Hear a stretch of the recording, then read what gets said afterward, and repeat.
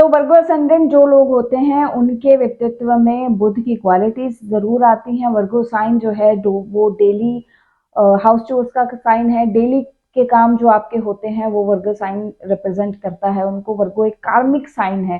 रोग ऋण शत्रु इस भाव से देखे जाते हैं, इस राशि से देखे जाते हैं। वर्गो साइन जहां भी पड़ता है माना जाता है कि वहां डिस्प्यूट्स जरूर होते हैं।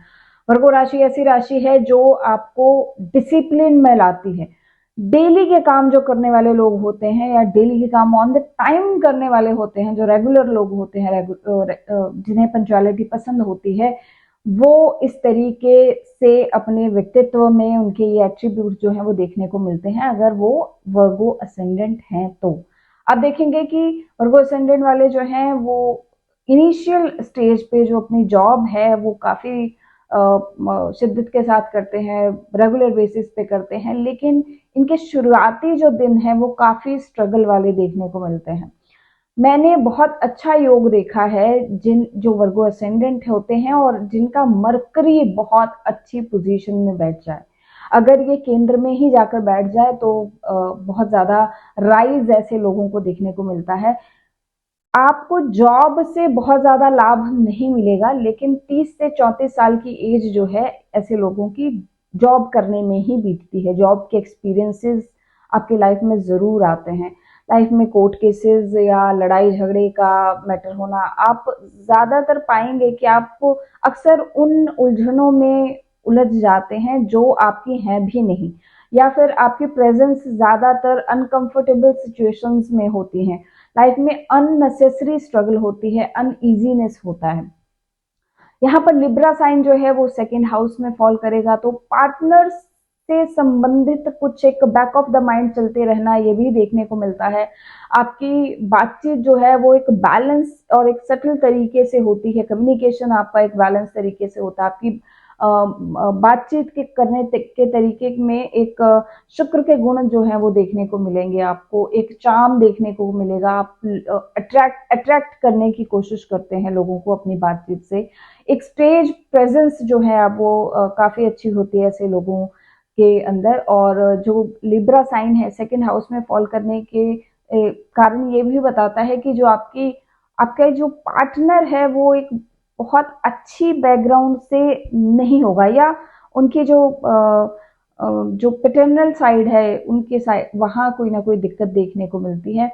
थर्ड हाउस की बात करें तो यहाँ पर स्कॉर्पियो का साइन है, तो सिबलिंग्स का बहुत सपोर्ट नहीं मिलता है। सिबलिंग्स ज्यादातर आपको लाइफ में कोई ना कोई बैगेज लेके आते हैं आपके जीवन में। कोई दुर्घटना भी आपके सिबलिंग्स के साथ हो सकती है। ऐसे में स्कॉर्पियो का साइन जो है वो थर्ड हाउस में होना, तो फ्रेंड सर्कल भी आपका लंबे समय तक नहीं चलता।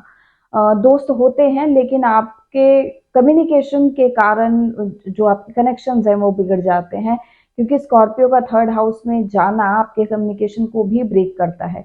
ऐसे में लिखने के स्किल्स जो हैं वो कहीं ना कहीं यहाँ पर होते हैं, या आपके कॉन्टेक्ट्स जो हैं वो लॉन्ग स्टे नहीं होते या बार बार टूटते और बनते रहते हैं। ट्रांसफॉर्मेशन की जो है ये साइन है। इसके बाद फोर्थ हाउस की बात करें तो यहाँ पर सजिटेरियस का साइन है, तो आपके माता जी काफी ज्यादा धार्मिक, स्पिरिचुअल और इंटेलिजेंट रहे होंगे। उनका काफी होल्ड रहा होगा अपनी फैमिली में। इस तरीके के कनेक्शन कुछ देखने को मिलते हैं। और आपके का अंतर्मन जो है, कोर जो है, वो नॉलेज के प्रति काफी ज्यादा इंटरेस्टेड रहता है उसमें, और नॉलेज को बहुत जल्दी सीख करने की कैपेसिटी वर्गो साइन वालों के अंदर होती है। बिजनेस की नॉलेज इन लोगों को इनबिल्ट होती है, बचपन से ही ये सीख जाते हैं। मार्केटिंग से जुड़ा काम हो या अपनी चीज को किस तरीके से ब्यूटीफाई करके आपको दूसरे के आगे प्रेजेंट करना है, उसमें काफी ज्यादा माहिर रहते हैं ऐसे लोग। अब बात करें हम कि फिफ्थ हाउस में कैप्रिकॉर्न साइन है, तो यहाँ पर जो लव रिलेशनशिप है वो कहीं ना कहीं आपको परेशानी दे सकते हैं, ड्राई कर सकते हैं इमोशनली। एक ज्यादा एफर्ट जो है वो आपको अपने रिलेशनशिप में डालना पड़ता है। सैटर्न का साइन ये पड़ जाता है, तो ऐसे में ये भी देखा जाता है कि पब्लिक डीलिंग में ये लोग अपना व्यवसाय शुरू करते हैं, पब्लिक रिसोर्सेज में शुरू करते हैं। एंटरटेनमेंट से जुड़ा कोई ना कोई इनका व्यवसाय हो सकता है। अगर सैटर्न का साइन है तो सैटर्न से जुड़ा कोई ना कोई व्यवसाय भी ऐसे लोग शुरू कर सकते हैं। ऐसे लोगों का जो एजुकेशन है या जो इनके बच्चे हैं वो इनके काम के साथ कनेक्टेड रहते हैं, यानी कि आपकी लेगेसी आपके बच्चे आगे चलाते हैं, ये भी चीज देखने को मिलती है। और या बहुत ज्यादा चांसेस ये भी हैं कि आप अपने पिता के ही व्यवसाय को आगे फर्दर जो केसेस में बढ़ाएं। इसके बाद हम देखें एक्वेरियस साइन 6th हाउस में है तो आपको कहीं ना कहीं ग्रुप्स से लड़ने की एक पोजीशन पे आ जाएंगे आप, और स्ट्रगल जो है वो आपको देखने को मिलेगी। एक समय ऐसा आएगा कि आपको लगेगा कि पूरी एक कम्युनिटी जो है वो आपकी दुश्मन हो गई है या कम्युनिटी के साथ ही कोई इश्यूज हो गए हैं। ये भी चीजें अगर एक्वेरियस में पड़ रही है तो वो 6th हाउस में है तो ये चीजें देखने को आप कोलैब करके बना सकते हैं, ये कॉम्बिनेशन बनता है। स्ट्रगल लाभ के सिलसिले में या नेटवर्किंग के सिलसिले में या बहुत सारे लोगों के साथ जुड़ने के सिलसिले में ये थोड़ी सी स्ट्रगल आपको देखने को मिलेगी। कॉन्स्पिरेसीज हो सकती हैं, कंट्रोवर्सीज हो सकती हैं। तो सोचिए अगर किसी बहुत बड़े ग्रुप का आप हिस्सा हैं तो वहां पर फाइट्स होना ये एक नॉर्मल चीज है। स्वाभाविक है कि ऐसे लोगों को वर्गो असेंडेंट वालों को ये चीज देखने को मिलेगी। बात करें 7th हाउस की तो पाइसेस साइन पड़ता है।